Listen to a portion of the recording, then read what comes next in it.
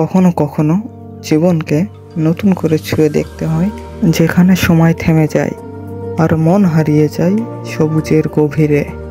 আজ আমি এসেছি সেই জায়গায় যাকে আমরা সবাই বলি বান্দরবন, যাকে বাংলাদেশের এক টুকরো স্বর্গ বলা হয়। এখানের প্রতিটা পাহাড় যেন অজানা কোনো গল্প বলে। নীলগিরিতে আসলে নিজের মধ্যে অনুভূতি হবে যে আকাশের নিচে মেঘের উপরে নতুন করে নিজেকে যত উপরে উঠবে তত কাছে আসবে প্রকৃতি। এই পাহাড় শুধু প্রাকৃতিক নয়, এখানকার মানুষের হাসি ও সরলতা ও জীবনের গল্পে ভরপুর সৌন্দর্য।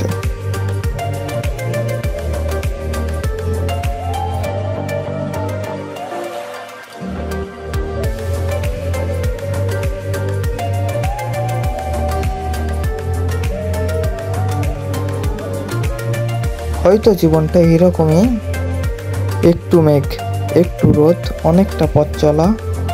আমি তানভীর, তুমি দেখছো হেই ইটস তানভীরে। পরের ব্লগে দেখা হবে।